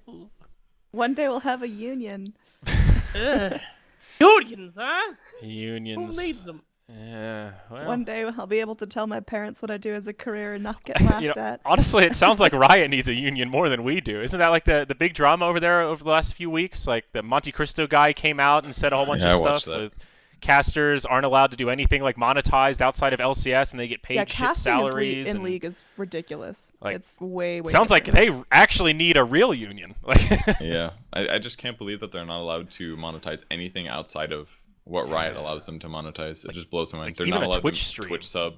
Yeah. Not allowed to do Twitch stream with like donations, whatever. That's maybe a gray area, but like just to not get ad revenue or something like that, not to have a sponsorship on your personal stream. You can't have a personal YouTube that makes you money if you decide to do that in your free time when you're done with Riot. Like it's like you can work here, but you're not allowed to get a second job. I don't care how much you earn. That's literally what they're saying, because there's lots of constraints. It's like there's a lot of stuff like that often when you're negotiating. Like the business will be like, well, we're giving you tons of exposure that's clearly going to raise your Twitter followers by tens of thousands, and if you turned around and turned that into a personal stream and quit, then it would be like, we grew you for nothing. So it's like this weird, that's why you need unions. You need somebody that can actually fight that balance for you without you having to do it and tarnish your reputation with your business connections. That's... even though unions sometimes suck. I think Red Eye wrote a blog piece about it that was kind of interesting, and he made a lot of points, but one that I thought was definitely relevant is that in esports there's this tendency of people that get offered a job, they don't negotiate, and they accept it, and then like a year later get really whiny that they don't have a good enough salary, and then you go and say, well, did you ever ask for a raise? Did you ever sit down and ask for a review with your employer? And it's like, well, no, I didn't do that. No, I didn't do that. So you're just expecting them to hand you more money? That's not really how most jobs work, you know? Like, maybe you're entitled to a raise, but you can't just like do nothing about it and then complain about it. Like it's a whole back and forth, you know. And there definitely has been some of that in esports where there's like a jump to social media things before you've really done your. I think Slack should be the union leader. Oh, This could work out. No. I hate unions. And I love community Riot. manager. I think Riot is great. It's very rare that you get to see evil succeed in this world. And I'm a man of chaos. Good is great to see succeed, but it's very rare you get to see just pure, unadulterated evil. Well, so I mean, I'm a big Riot fan. I think it's great. It is like something from a movie almost. Like somebody's writing this retarded script of what not to do. CEO of Riot's just sitting there in a chair patting a hairless cat. And it works. That's fucking awesome, unbelievable. dude. If we treated our players like Riot treated theirs, we'd have so many less problems because they would be so abused they couldn't even say anything. It'd be awesome. Is it their CEO, the Mark Merrill guy, that keeps getting shit for posting on Reddit and like lashing out at people and stuff? Like they're getting weird with the PR stuff over there, man. I don't know what the fuck's going on. Their CEO's Satan, and I'm into it. The rumors is that whenever they have this like list of things that they know they should be doing, and this is probably not true, and then they say that whenever drama comes up, they pick one from the box of like completed things and like, okay, you guys can have solo queue back. They literally removed solo queue. They don't have replays until they just announced it like today. Wait, solo queue's still dead? I don't know if it's dead or not, but they announced that it's coming back for 2017. How does a game become like it's just successful for so long with so many basic features missing that other games in the same genre? So you know what it is? You know actually what it is? We talked about it earlier when we were joking about World of Warcraft. Like now, even though it feels like that model of paying $15 a month for a good game is outdated, people have invested so much in it that they can't turn it off. And League has that dynamic of grinding because you have to unlock your level 30, get all your little runes and all this shit. Like you have to unlock your champions. Yeah, there's a degree of grinding and unlocking, and if you actually do it without putting a lot of money in, it takes a long time to unlock all that shit and all the new heroes. Like they've built this great system that sucks money out of people. That's why they're so rich, right? What you're saying is all these people don't like freedom.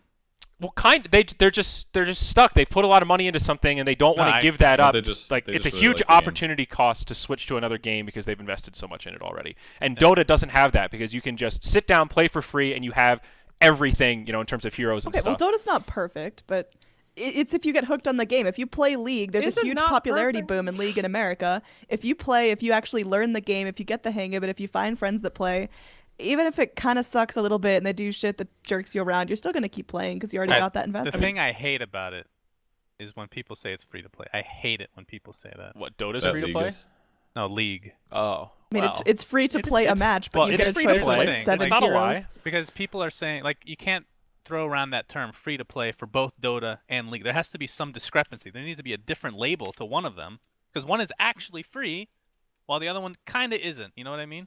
Like Like, it's you not can't nearly the same.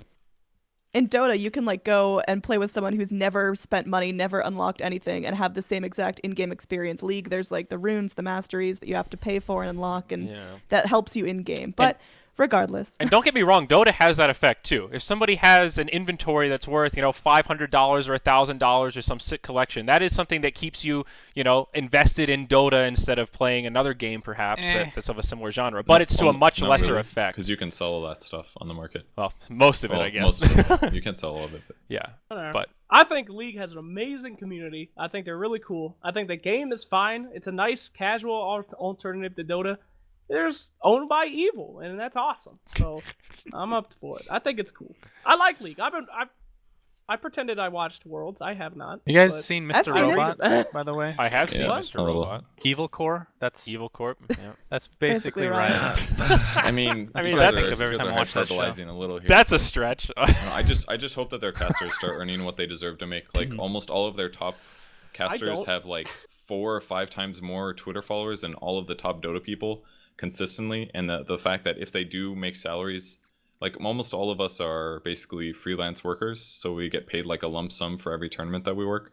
But if they really do make like 40% per tournament that they work, it's ridiculous. Like and they can't it's- work third-party stuff because League doesn't really have mainstream third-party stuff. Whatever, Like we dude. make Yeah.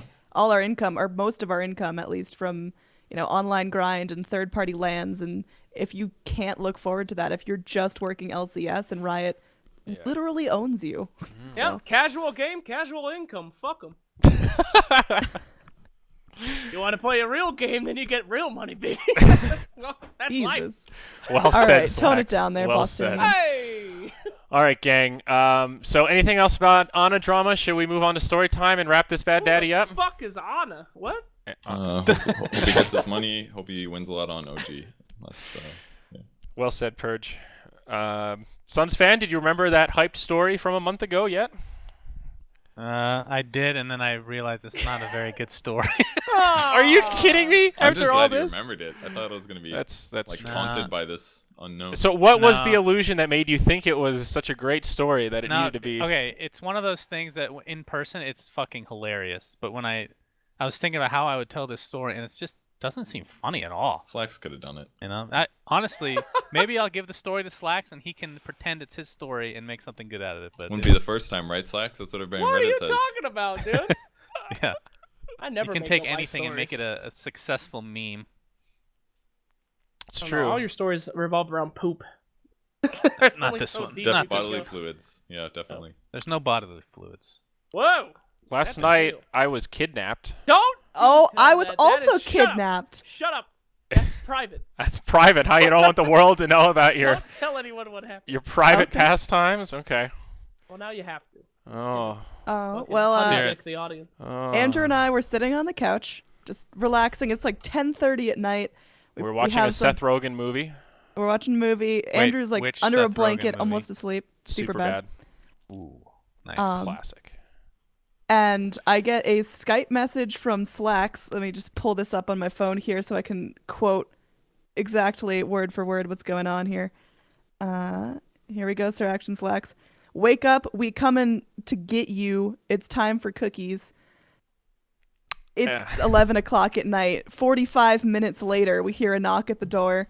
And Slacks is in a trench coat and says, "Get in." And I drag Andrew off the couch. We put on shoes. We walk outside to see Slacks' girlfriend dancing in a pug onesie to Gangnam Style. They literally pulled up in our neighborhood at midnight, blaring Gangnam Style, wearing pug onesies, calling each other code names like Sprinkles and Sparkles and Fairy and. And give us I corn just- dogs. yeah, and then we got in the car, like, here you go. Here are some corn dogs. Like, Thanks for the cold corn dog at midnight. And we live on the cul-de-sac of like a really nice neighborhood. Our neighbors already think we're weird as shit. And now they and know then we're we're just weird as blasting Gangnam Style. There's people screaming, pumping their fists out the window. We bounce around that cul-de-sac, drive like 30 minutes to this tiny cafe in Boulder, and we it got was late really night fun. cookies, baby. It We was got some sick. cookies. The Thank bakery God that's I don't open live from close to Slacks. Holy from shit. 4 p.m. till midnight, the best hours of any bakery I've ever seen. The cookies are really good. Literally opens at 4 p.m. And that was it. And then we just went home and we're supposed to go to bed like nothing ever happened. Okay, well, we're skipping over the fact that Slacks' girlfriend is in a pug footy pajama. Slacks is in a trench coat and a pug hat, and we're sitting in public in the middle of Boulder. That's true. Yeah. Yeah, the people at the bakery were giving us weird looks. And there was a guy with like a ponytail sitting by himself reading a book about dragons, and even he was giving us weird looks. Like we were on that level of just slackery. It was fun though, Slacks. Thank you. That never It was happened. very fun. They're lying. This never happened. Yes, this completely They made it all false up. story. Bullshit. Never happened. Oh my. But yeah, so the adventures continue. Somebody tweeted at me today and asked if Mott is still alive, and I just want to make a PSA that Mott is still alive. He's good. He's probably going to be on the next What the Duck or the one after that. He just needed a little time off. He's back. He's tweeting. I don't know if he's been streaming at all, but Mott's all good. We haven't talked about Mott in a while, so I just wanted to make sure everyone was aware that he's Not dead. He's not dead. Yeah. Well, because he didn't tweet for a couple weeks, so you never know when it. Just, sometimes people say I'm going on vacation. You expect it when it's just like, guys, I'm gonna stream WoW tonight. Maybe I'll get a legendary from 3 weeks ago. I wonder what Mott's been doing. He never stopped streaming. From that one that he said he was gonna He's start still streaming going. And that's he just hasn't tweeted. He's been busy. That's all. Oh. His stream died like 20 minutes in, and he just didn't notice because he was so fucking into it. He's- Kept playing. Kept talking to chat. Be like, wow, nobody's chatting today. That's weird. Kept playing. oh. Does anyone have another story? SUNSfan, are you sure you don't want to roll the dice with this I have this gut puncher? Annie, you got a story? Ooh. I have my story. This is about a month ago, and I'm driving to Colorado on my road trip. I don't think I told this one on a Moonduck stream. Go for it. So I'm in the car. I'd left the East Coast a day ahead of Zyori and his roommate. It's me and Buka, who's our like programmer, designer person. He's from Serbia. He doesn't drive, so I've just been doing all the driving. He's sitting there. We're having some conversation. Let me start this up. Fuck Kansas. Like, Kansas as a concept is terrible. So we're right. driving through Kansas. We're like 6 hours in out of 8 of like just driving across the state. So we're almost at the Colorado border, and it's like 7 p.m. so the sun's kind of setting, but you can still see a little bit of light. It's not totally dark yet. Suddenly this huge storm cloud just rolls in, like pitch black. It's as high as you can see. It goes all the way to the horizon. It's just giant. We're on like a really small highway. It's like 2 lanes, but there's just corn on either side. Like, there's no guardrails, there's no lights or anything. And it just gets blackout dark from this cloud. And then there's just lightning that starts going off like strobe lights. Like, I have never seen lightning like this. It's just over all you can see because Kansas is so fucking flat. I hate it. And then the wind picks up. Like, it just starts going nuts, like howling. I can feel it pulling on the car. And I drive like a pretty big SUV, so it's usually just a tanker that goes through. But about like 10 minutes later, the rain starts, and it's just dumping down. Like, it is insane. So crazy wind, strobe light, lightning. It's pitch black. My mic is falling. And I'm trying to drive straight. I'm now going like 40 miles an hour, just trying to keep the car on the road. The road starts flooding, and I'm like, maybe I shouldn't be driving in this. This seems like a really bad storm, but I'm also like used to East Coast bitch weather. So I check my phone, because usually if there's like an emergency thing, there's those emergency alerts like stay inside, bad storm, whatever. It's all good. Keep driving. The cornfield next to us, there starts to be like this giant mass of like cloud that's just slowly going around. Like, it is, I'm really struggling to keep the car off the road. There's at least like 3 inches of water flooding this bitch. At one point I have to pull over to the side of the road because I cannot see more than like 5 feet in front of me. I've never been so scared in my life. I'm just white knuckling it. 30 minutes later, we finally get out of the storm and we go to a rest stop, and I'm like still shaking. I'm like, that was a bad storm. They must happen like every night in Kansas because that's terrible. and my phone just starts blowing up with all these notifications, like the emergency alert. I get 9 of them in a row because I just got back to an area with signal saying tornado warning, do not drive, do not leave your house, get to shelter. So I accidentally drove through a tornado and didn't mean to. Hashtag Fucking mod story. badass, dude. You know, when Google came out with their internet in Kansas, I was seriously considering moving there. You know, But I actually then thought I about it remembered for that 10 all minutes the too. tornadoes happen in that area. It's like Tornado Alley or something. Yep. Is that what it's called? Yeah. I just watched Oklahoma, Twister 2 days Kansas. ago. Bill Paxton. Shit's scary, man. That movie's horrible too. I liked it as a kid, I mean, but I haven't watched it since. I mean, Helen Hunt is one of the worst actresses It's of a all time. it's a let's be real. 90s movie. It's haven't you ever seen Contact? hell yeah. She's dude. not in Contact. Yes, she's the main Yes, she's character the in main Contact. Helen character. Hunt? Helen Hunt. Google No. it, good sir. No. Who No. was it? Who was I'm The the chick villain? from Silence of the Lambs. What's her name? Jodie Foster? Helen Yeah, Hunt. Jodie Wasn't Foster. Jodie Foster, was it? No, dude. Yeah, Helen Contact Hunt Other is in amazing. blonde, Contact. similar looking woman? Oh, it might be Jodie Foster. Oh fuck! It is is Jodie Foster. God It damn is it! Jodie Foster. Get wrecked, honestly. I was talking Shit. about Star Trek First Contact, where he was listed as a producer. Fuck. All right. Got you, dude. They're both blonde Seriously? bitches. God, I haven't watched that movie since. Oh, no, she was in one good movie with Jack Nicholson. What was it called? As Good as It Gets. Batman. One good movie she's been in. Oh. I'll admit. Terrible actor though. Now I want She, to watch wasn't she like a Contact super? She was a super popular actress in the '90s. Yeah, and then She she was, dropped like, hot off when shit. people realized she sucks at acting. Maybe she doesn't suck at acting, but her movies just suck. Can Damn. you say that? Like the female Brendan Fraser. Every movie he's done has been just a colossal train wreck from I The like Mummy him. to Monkey he's, Bone. He's terrible, but I You like would like him. him. He's a horrible actor. But Oh real. god. Jesus. All right. Any other stories? Is that it? Is that where we're gonna end this thing? A That road one trip through top mine. Kansas? It's real easy to do. Through Kansas? That's. I can tell you this story just to get it. We Out have to there. know now. This Yes! has been hyped up But for no, I like have 4 to preface it. episodes. It's not funny. It's not a good story. Just know that. It's going better in. than mine. Okay, this is at the Manila Major. Okay. Okay. Resolution, Roman. Everybody on the team had their own rooms, single rooms. We were spoiling them. Never happening again, by the way. And he comes back to the practice room, and he says he's kind of scared something happened. We're like, oh, what happened?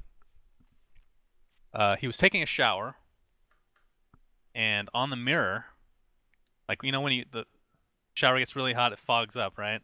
Yep. There was something written on the mirror. It said Tony in really big letters. And I'm like, why would you be scared about that? Just obviously one of the cleaners came and did that or whatever. It's like, nobody's cleaned my room the last 2 days. And yesterday it was not there. They were like, Did you take a less hot shower So- the day before? I don't know. So we were making fun of him, like, oh, Tony's gonna get you. Tony the ghost is gonna get you. So he's starting to get really scared.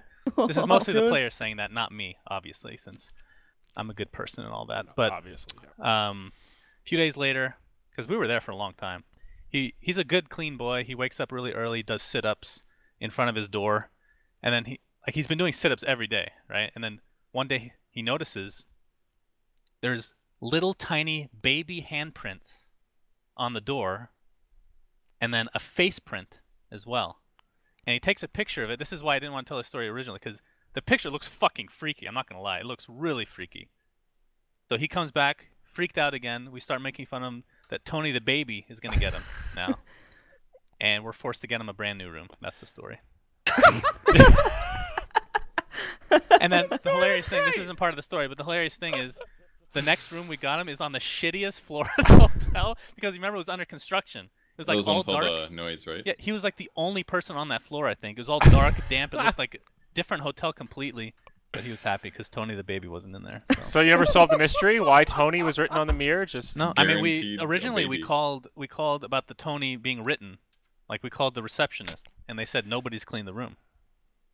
dun So- dun That's dun. spooky, dude. And he could've looked been through the somebody- keyhole and saw only a Somebody red could have written eye. Tony on it with their finger and left like grease from their hand on the glass, and you just didn't notice. Or maybe his shower was hotter that day, which is why it got fogged up. And then they had a fucking baby stay there. That's obvious. Whatever, dude. You have all these Dude, explanations. a baby that ran headfirst into the door and like left a Like, face you've never imprint. seen a It child was a do that? baby's ghost. Get his all right? fucking grease. Oh, on what the the- Who thing. needs baby- a baby Do you have the Tony? picture, Shannon? No, the baby hands Hey, and the face Tony! were higher than what a baby could reach, so a person would have to hold So, them. wow, it's higher. almost So like someone somebody just holding a headlong their in baby midair. into the door. Hey, Purge could be right. He's a Like, very let me logical touch this person. door.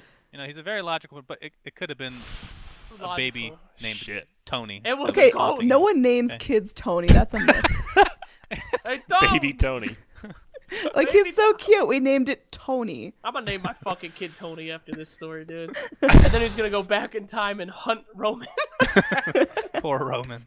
Dude, that's Poor what this Roman. is. It's the time-traveling ghost baby that Slacks produced. Roman's the best, dude. I always steal something from every event, and I stole his box. Remember that? Oh yeah, he let you take it. No. Did I you was put your leaving name and over it? The maids were cleaning his room, and I just...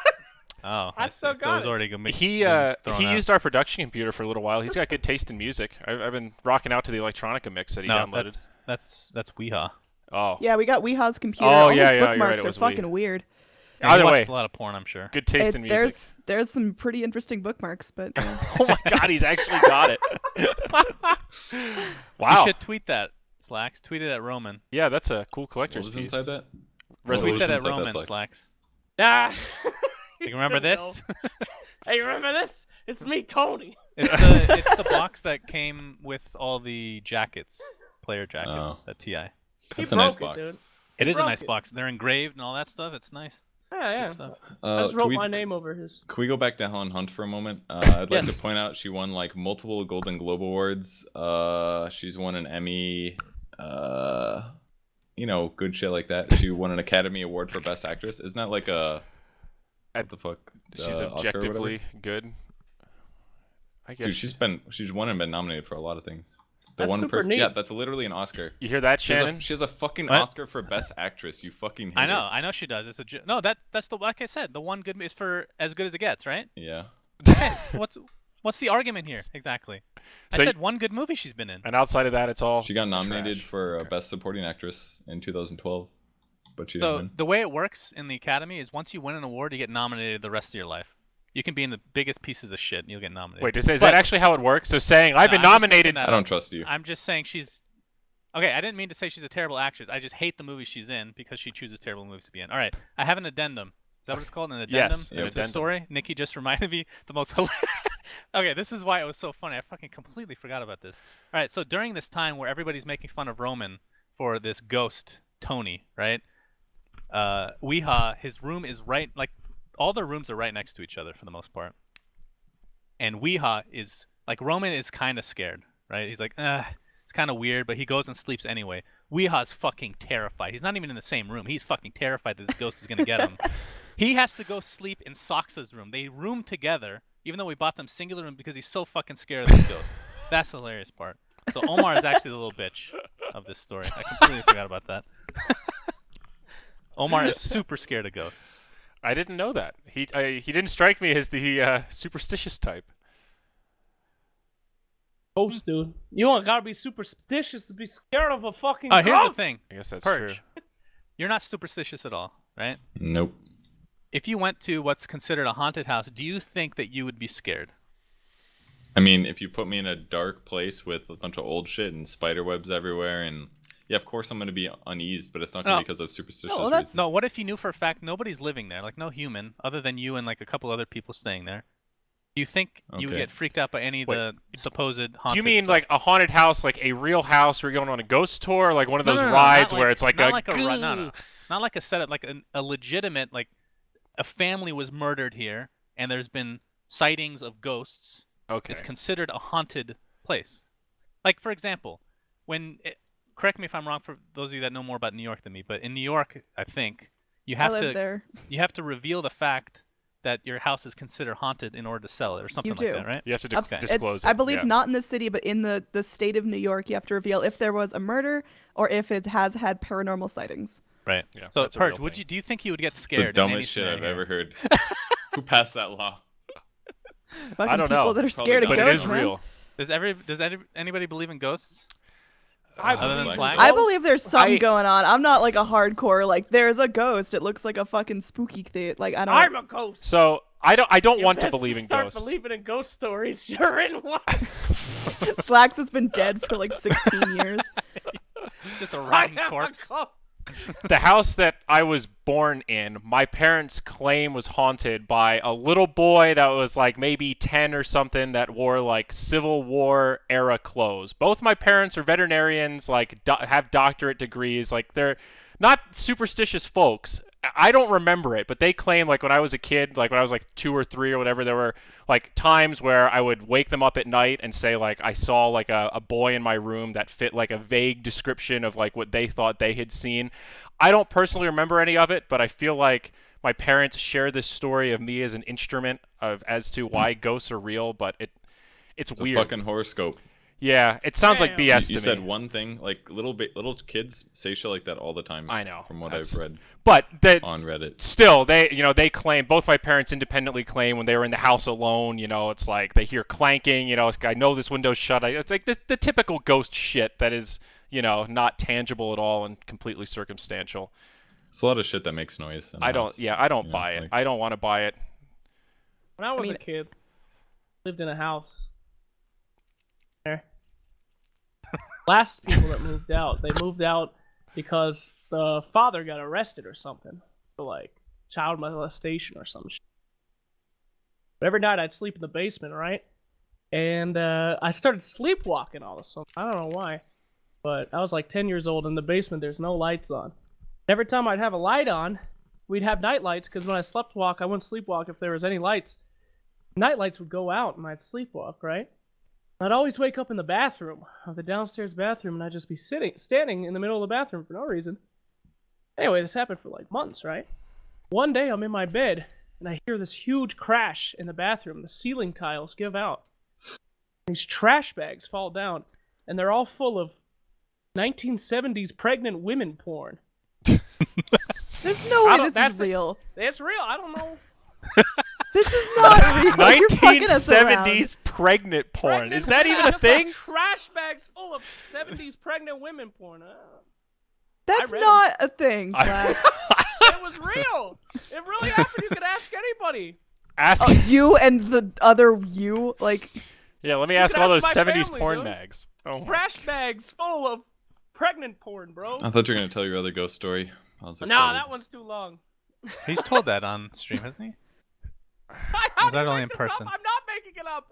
It happened. He told it when we were at Dreamleague Yeah, for that that story's one. like 15 minutes long, and That nobody was like liked the it. 70s. the first Oh, time an I heard it amazing was story. like you executed it perfectly. The second time I heard it wasn't as good. Yeah, well, the second time, half the people heard the story, and I was getting into it, and they're like, like after when you tell a scary story, and half the people are like, I'm gonna go eat a sandwich. Then it's you fucking the ambiance is gone. All right, storytelling is about how people react and then feeding into that. When you have Hotman go, who wants to play Smash? Your fucking story's over. Ambiance.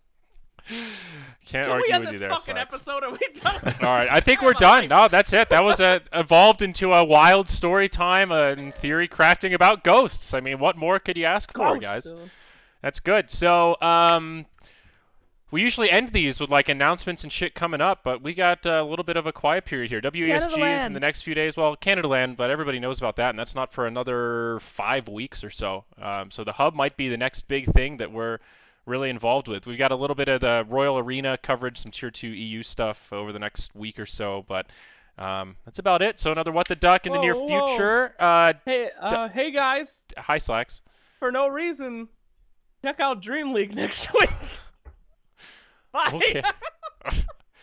bye. Okay, guys, you heard it here first. Check out Dreamleague next week. For no reason other than it should be good and exciting. And make sure you check out Dungeons and Duckers, our D&D Yeah! extravaganza. Slacks, fans keep asking about animated versions for episodes 2 and 3. Are they ever coming? Should I tell them to fuck off? Do we have a PR response coming. to that? Okay. They're coming. Soon TM. It's all me. I gotta edit those movies 3 times. Alright? I gotta cut it down to make it good enough for the animators. Then I have to send it to the animators. Then they send it back. Then I have to put the animation in. And then I have to time it up with music. So yeah, it's a bit of a fucking deal for me. You wanna know how much I make off that shit? Nothing! So yeah, please be patient. Okay, you heard. There you go, folks. So soon TM, more animated episodes to come. But that's it. What the Duck in the bag. Thank you for joining us. We'll have another episode in a few weeks. You know how it goes. Stay tuned to the social media, and hopefully you'll catch it live. If not, VOD going to be on youtube.com/moonducktv, and of course find it on iTunes. That you can at moonduck.tv/podcast. You can find all the details about What the Duck, the RSS feed, and all that good stuff. So, till next time, folks. Bye bye. Bye.